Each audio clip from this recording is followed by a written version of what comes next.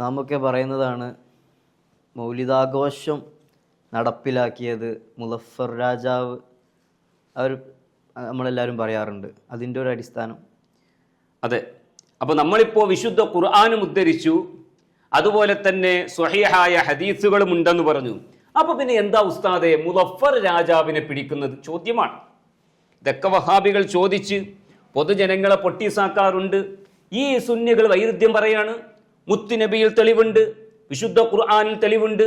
അതോടൊപ്പം തന്നെ സുന്നികളുടെ നേതാവടക്കം മൗലിദ് കഴിക്കൽ മുമ്പ് പതിവില്ലാത്തതാ, അത് ഹിജ്റ 300 ശേഷം വന്നതാ.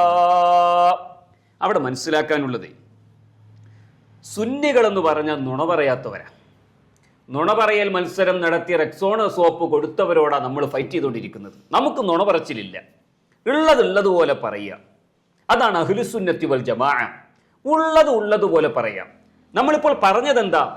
വിശുദ്ധ ഖുർആനിൽ നിന്നും ഹദീസിൽ നിന്നും അടിസ്ഥാനം അസ്സുല് എന്ന പ്രയോഗമാണ് ഇമാമിങ്ങളൊക്കെ പറയാറുള്ളത്. അടിസ്ഥാനം വിശുദ്ധ ഖുർആനിൽ ഉണ്ട്. അടിസ്ഥാനം എന്ന് പറഞ്ഞാൽ ഈ ദിവസത്തിനും ഈ മാസത്തിനും പ്രത്യേകത ഉണ്ട്. അതാണ് അടിസ്ഥാനം. ആ അടിസ്ഥാനത്തിൽ വിശുദ്ധ ഖുർആനും തെളിവുണ്ട്, ഹദീസുകളും തെളിവുണ്ട്. പിന്നെ ഈ മൗലിദ് കഴിക്കൽ മുമ്പ് പതിവില്ലാത്തതാ, അത് ഹിജ്റ 300 ശേഷം വന്നതാ എന്ന വാദമോ, അത് പറയുന്നതോ, അത് അടിസ്ഥാനമല്ല. വിപുലമായ രൂപത്തിൽ അത് പിൽക്കാലത്താണ് വന്നിട്ടുള്ളത്. ഈ വിപുലമാക്കണമെങ്കിൽ മുമ്പ് ഒരു ചെറിയ രൂപം ഉണ്ടാകണ്ടേ? ആ ചെറിയ രൂപം ആരെ പഠിപ്പിച്ചത്? അത് മുത്തുനബി സല്ലല്ലാഹു അലൈഹി വസല്ലമ തങ്ങളാണ്, വിശുദ്ധ ഖുർആനാണ്. അത് ആർക്കും തർക്കമില്ല. അതുകൊണ്ടല്ലേ ഇത് ഹിജ്റ 300 ശേഷം വന്നതാണെന്നും അത് ബിദ്അത്തുൻ ഹസനയാണെന്നും പറഞ്ഞ ഇമാം സുയൂത്തി മുത്തുനബിയിൽ തെളിവുണ്ടെന്ന് പറഞ്ഞതിരാ. അത് ചെറിയ രൂപ അഥവാ പ്രത്യേകത ഉണ്ട് എന്ന് ഈ ലോകത്ത് പഠിപ്പിച്ചത് അത് മുത്തുനബിയാ. പിൽക്കാലത്ത് വിപുലമായ രൂപത്തിൽ മുളഫർ രാജാവ് റളിയല്ലാഹു അൻഹു, മുളഫർ രാജാവിന്റെ തൊട്ട് മുമ്പ് ബഹുമാനപ്പെട്ട ഉമർ ഇബ്നു മുഹമ്മദ് അൽ മുല്ല, അശ്ശൈഖ് ഉമർ ഇബ്നു മുഹമ്മദ് അൽ മുല്ല എന്ന് പറയുന്ന മഹാനും നടത്തിയിരുന്നു. അതൊക്കെ വ്യത്യസ്ത അഭിപ്രായങ്ങളാ.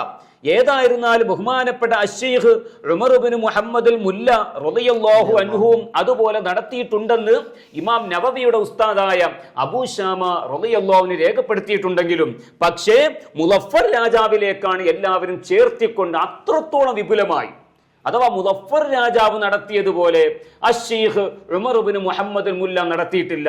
അപ്പോൾ മുളഫർ രാജാവാണ് ആദ്യം നടത്തിയത് എന്ന് പറയുന്നത് വിപുലമായ രൂപത്തിൽ, ഒരാൾക്കും വർണ്ണിക്കാൻ പോലും കഴിയാത്ത കോലത്തിൽ. സുബ്ഹാനല്ലാഹ്, എത്ര ഭക്ഷണങ്ങളാ, എത്ര തളികകളാ. അതൊക്കെ അൽ ബിദായത്തു വൻ നിഹായയിലൂടെ ഇബ്നു കസീർ പോലും രേഖപ്പെടുത്തിയിട്ടുണ്ട്. ചുരുക്കി പറഞ്ഞാൽ അടിത്തറ വിശുദ്ധ ഖുർആനിലുണ്ട്, സ്വഹീഹായ ഹദീസുകളിലുണ്ട്. പക്ഷേ വിപുലമായ രൂപത്തിൽ നടത്തിയത് മുളഫർ രാജാവ് റളിയല്ലാഹു അൻഹുവാണ്. അതാണ് സുന്നികൾ പറയാറുള്ളത്. മുളഫർ രാജാവിനെ കുറിച്ചൊന്ന് വിശദീകരിക്കാം. അപ്പൊ ഒരു ചോദ്യം, മുളഫർ രാജാവ്, ഈ വഹാബികൾ പിടുത്തം വിട്ട് ഇപ്പൊ സംസാരിക്കുന്നത് മുഴുവനും സുബ്ഹാനല്ലാഹ് മുളഫർ രാജാവിനെ എങ്ങനെയെങ്കിലും ജൂതനാക്കണം, മുളഫർ രാജാവ് ഫാത്തിമിയാക്കണം, ഫാത്തിമികളുടെ ജൂതന്മാരുടെ അവർ ചെയ്ത പണികളൊക്കെ ഇസ്ലാമിലേക്ക് കൊണ്ടുവന്ന ആളാണ് മുളഫർ രാജാവ് എന്ന് വരുത്തി തീർക്കാനായി വല്ലാതെ പാടുപെടുന്നുണ്ട്. ഞാൻ പറഞ്ഞല്ലോ തുടക്കത്തിൽ, അതിനെല്ലാം മറുപടി ഇവരുടെ നേതാവിന്റെ കിതാബിൽ നിന്നായിരിക്കും ഉദ്ധരിക്കുക. ആരാണ് മുളഫർ രാജാവ്? സ്വലാഹുദ്ദീനുൽ അയ്യൂബി റളിയല്ലാഹു അൻഹുവിനെ പരിചയമില്ലാത്ത മുസ്ലിമീങ്ങളുണ്ടോ? എന്തിനാണ് ഇമാമീങ്ങളെയും ഈ സ്വാലിഹീങ്ങളെയും ജൂതന്മാരുടെ പണികൾ ഈ ലോകത്ത് വ്യാപിപ്പിച്ചവരാക്കി മാറ്റുന്നത്? എന്തിനാ? വലിയ സ്വാലിഹീങ്ങളെ ജൂതന്മാരുടെ പിണിയാളുകളാക്കി മാറ്റുകയാ. ജൂതന്മാർ ചെയ്തതൊക്കെ ഇവർ ഏറ്റെടുത്തു. ആ ഫൈസൽ മൗലവി എന്ന് പറയുന്ന വിവരം തൊട്ട് തീണ്ടിയിട്ടില്ലാത്ത മൗലവി, അയാൾ പ്രസംഗിക്കുന്നത് കേൾക്കുകയാ. എന്ത്? മുളഫർ രാജാവെന്ന് പറഞ്ഞാൽ ജൂതന്മാർ ചെയ്ത പണി ഇസ്ലാമിലേക്ക് കൊണ്ടുവന്ന വ്യാപിപ്പിച്ച ആളാണ് പോലും. ഇന്നാ ലില്ലാഹി വ ഇന്നാ ഇലൈഹി റാജിഊൻ. ഇതേതാ കിതാബ്? ഫൈസൽ മൗലവി അംഗീകരിക്കണോ? ഇബ്നു തൈമിയയുടെ ശിഷ്യനായ ഇബ്നു കസീറിന്റെ അൽ ബിദായത്തു വൻ നിഹായ. ഇതൊക്കെ വിശദീകരിക്കുകയാണെങ്കിൽ നമ്മുടെ വീഡിയോ വല്ലാതെ ദൈർഘ്യമായി പോകും. പക്ഷെ പഠിക്കണമെന്ന് താല്പര്യമുള്ളവർക്ക് പലതും കാണുന്ന സമയത്ത് ഇത് കണ്ടിട്ട് പലതും പഠിക്കാൻ പറ്റും. ഏതായിരുന്നാലും ഇതിൻ്റെ 13ാമത്തെ വോള്യം, അൽ ബിദായത്തു വൻ നിഹായയുടെ 13ാമത്തെ വോള്യം 123ാമത്തെ പേജിൽ ഫൈസൽ മൗലവിയും അനസ് മൗലവിയും സൽമാൻ മൗലവിയും അടക്കമുള്ള ചേകന്നൂരികളും വഹാബികളും വിസ്ഡം ഗ്രൂപ്പുകാരും ജൂതന്മാരുടെ പിണിയാളായി ചിത്രീകരിച്ച മലിക്കുൽ മുളഫർ ആരാ? ഇബ്നു കസീർ പറയട്ടെ, വകാന യഅമലുൽ മൗലിദ ശരീഫ, ശരീഫായ മൗലിദ്. ഇബ്നു തൈമിയുടെ ശിഷ്യനെ എഴുതുന്നത്. വകാന യഅമലുൽ മൗലിദ ശരീഫ, ഈ കാലത്തുള്ള മുജാഹിദ് ഷെരീഫ് എന്ന വാക്ക് മൗലിദിനെ കുറിച്ച് പറയുമോ? ഇബ്നു കസീർ അങ്ങനെ പറയും, വകാന യഅമലുൽ മൗലിദ ശരീഫ, പരിശുദ്ധ മൗലിദ് ബഹുമാനപ്പെട്ട മലിക്കുൽ മുളഫർ നടത്തുമായിരുന്നു ഫി റബീഉൽ അവ്വൽ, റബീഉൽ അവ്വൽ മാസത്തിൽ. അതൊന്നും ഞാൻ വിശദീകരിക്കുന്നില്ല. വയഹ്തഫിലു ബിഹി ഇഹ്തിഫാലൻ ഹായില, ഭയങ്കരമായ ഒരു സമ്മേളനമാണ് ബഹുമാനപ്പെട്ടവർ സംഘടിപ്പിച്ചിരുന്നത്. വക്കാന, അപ്പോൾ അതാണ് മലിക്കുൽ മുളഫർ ആരായിരുന്നു എന്നല്ല ചോദ്യം.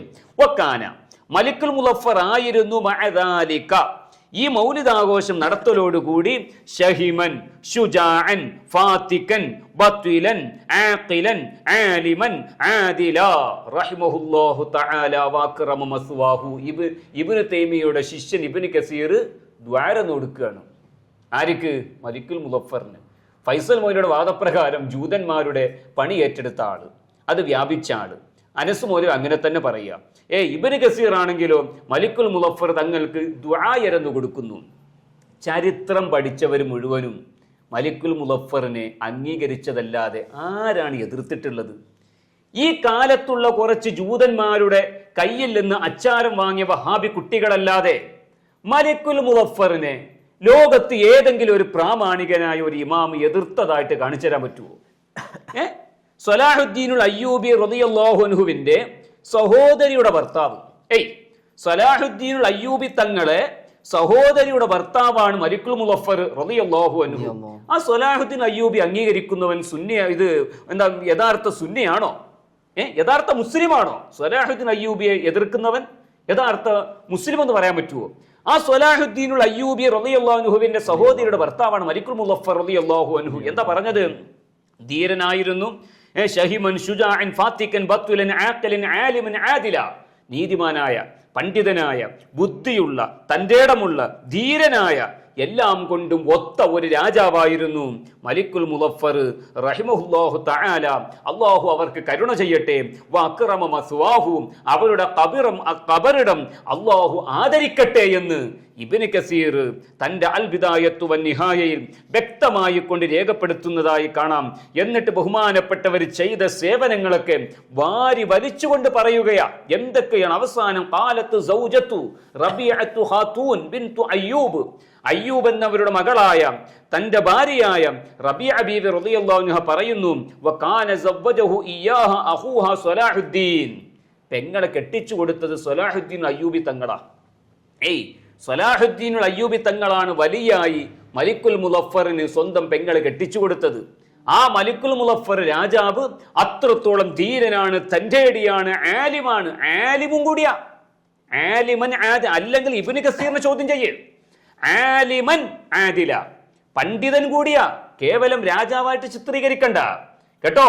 വലിയ പണ്ഡിതനുവാ, പണ്ഡിതനും നീതിമാനുമായിരുന്നു മലിക്കുൽ മുളഫർ റളിയല്ലാഹു അൻഹു. ഇതേതാ അൽ ബിദായത്തു വൻ നിഹായ, ഇബ്നു തൈമിയുടെ ശിഷ്യൻ. ഇതേതാ സിയർ അഅ്ലാമിൻ നുബല, ഇബ്നു തൈമിയുടെ ശിഷ്യൻ ഹാഫിള് ദഹബി. ആ സിയറിന്റെ എത്രാമത്തെ വോള്യം? 16ാമത്തെ വോള്യം. 16ാമത്തെ വോള്യത്തിന്റെ 275ാമത്തെ പേജിൽ കാണാം, വകാന മുതവാദിഅ, ഈ മലിക്കുൽ മുളഫർ വിനയമുള്ള ആളായിരുന്നു, ഖയ്റ, നല്ല ഖൈറുള്ള ആളായിരുന്നു, സുന്നിയ, സുന്നിയായിരുന്നു. ഫൈസൽ മൗലവി, വഹാബികളെ, ചേകന്നൂരികളെ, നിങ്ങൾക്ക് എവിടെ നോക്കിയിട്ട് ഇതൊക്കെ പഠിക്കുന്നത്? വകാന മുതവാദിഅൻ ഖൈറൻ സുന്നിയൻ യുഹിബ്ബുൽ ഫുഖഹാഅ വൽ മുഹദ്ദിസീന, പണ്ഡിതന്മാരെയും ഹദീസ് പണ്ഡിതന്മാരെയും കർമ്മശാസ്ത്ര പണ്ഡിതന്മാരെയും വല്ലാതെ മഹബത്ത് വെക്കുന്ന ആളായിരുന്നു എന്ന് ഹാഫിള് ദഹബി പോലും തന്റെ സിയറിന്റെ 16ാമത്തെ വോള്യം 275ാമത്തെ പേജിൽ രേഖപ്പെടുത്തുന്നതായി കാണാം. പിന്നെ വേറൊരു വിഷയം, ഫാത്തിമികളെ ഇരുത്തേണ്ടടുത്ത് ഇരുത്തിയ നേതാവാണ് സ്വലാഹുദ്ദീനുൽ അയ്യൂബി റളിയല്ലാഹു അൻഹു. ആ സ്വലാഹുദ്ദീനുൽ അയ്യൂബി റളിയല്ലാഹു അൻഹു സ്വന്തം പെങ്ങളുടെ ഭർത്താവ് മലിക്കുൽ മുളഫർ ആ സ്വലാഹുദ്ദീൻ അയ്യൂബി പരാജയപ്പെടുത്തിയ ജൂതന്മാരുടെ ഫാത്തിമികളുടെ എന്താ പറയുക നിലപാടുകളൊക്കെ ജീവിതത്തിൽ പകർത്തി എന്ന് പറയാൻ ബുദ്ധിയിൽ നിന്നൊരു കടുകു പണിയെങ്കിലും അവശേഷിക്കുന്ന ഒരു മുസ്ലിമിന് ചിന്തിക്കാൻ പോലും കഴിയില്ല. അതൊക്കെ വഹാബികളെ, നിങ്ങൾ ഇമാമിയങ്ങളുടെയും വലിയ വലിയ സ്വാലിഹീങ്ങളുടെയും മേലിൽ കെട്ടിച്ചമച്ചുണ്ടാക്കുന്ന പച്ച നുണകളാ. എന്തൊക്കെ നുണകൾ പറഞ്ഞു പരത്തിയാലും ഇമാമിയങ്ങളുടെ കിതാബുകൾ ഈ ലോകത്ത് ഉണ്ടായിരിക്കുന്നിടത്തോളം കാലം നിങ്ങളുടെ ഒരു നുണയും വില പോകില്ല എന്ന് മാത്രമേ സാന്ദർഭികമായി ഓർമ്മപ്പെടുത്താനുള്ളൂ.